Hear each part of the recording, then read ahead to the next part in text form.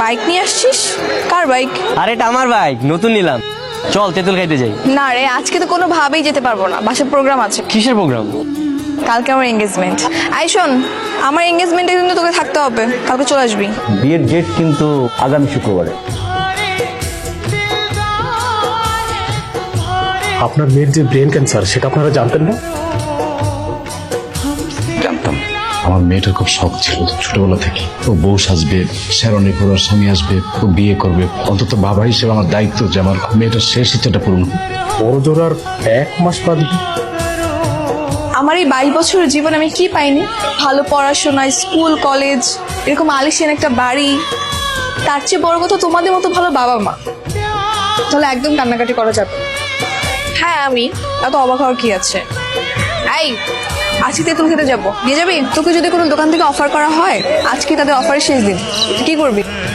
বেশি বেশি করে কেনাকাটা করবি না? হ্যাঁ, বেশি বেশি করে কিনবো। আমি সেটাই ভেবেছি, যতদিন বাঁচবো বা যে কটা দিন বাঁচবো খুব হাসিতে সুন্দর মতো বাঁচবো। তোর যত ইচ্ছা আছে আমাকে বল, আমি সব পূরণ করে দিব। তাহলে আপাতত আমার ইচ্ছে হচ্ছে তোর এই ফকিনি গেট আপ চেঞ্জ করা, একটা সুন্দর হ্যান্ডসাম ছেলে হতে হবে তোকে, লুক চেঞ্জ করে। কি বলছিস? এটা ফকিনি লোক? হ্যাঁ হ্যাঁ, ফকিনি গেট আপ না তো কি? আরে তুই দেখে, আমি তো তোর বাসার সামনে যেতেছিলাম তোরে আনতে।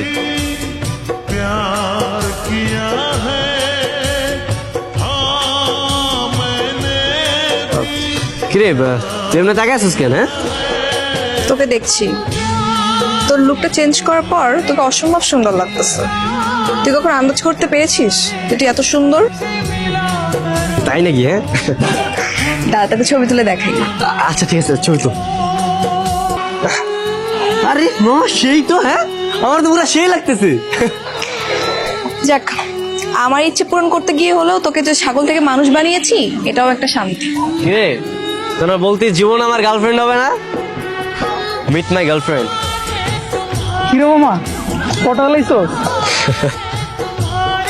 তাহলে তোরা এতদিনে বাইক কিনা সার্থক হয়েছে। মানে ওকে আমাকে পটানোর জন্য বাইক কিনেছিল নাকি? হ্যাঁ, তুমি জানো না? কি বলতেছ সেগুলা? এই তোরা উল্টা পাল্টা কি বলিস? আরে এখন গোপন রেখে লাভ কি, সব তো জেনে গেছি, তাই না ভাবি? আরে ওর বাপ ওরে ভীষণ ভালোবাসে, ওর বাপ ওরে লোন কইরা বাইকটা কিনা দিছিল। ওর বাবা ওকে যেরকম ভালোবাসে, ও ঠিক তেমনটা আপনাকেই ভালোবাসে, পাগলের মতো ভালোবাসে। আপনি যদি পারমিশন দেন, আমি ওকে বিয়ে করতে চাই। সত্যি তুমি আমার মেয়েকে বিয়ে করতে চাও? হ্যাঁ হ্যাঁ আঙ্কেল। আমি এক্ষুনি ওকে বলছি। না না আঙ্কেল, লোকে কিছু বলতে হবে না, আমি এসে ওকে সারপ্রাইজ দিই। সারপ্রাইজ দিবা? আচ্ছা, তুমি যেভাবে ভালো মনে করো সেভাবেই করো।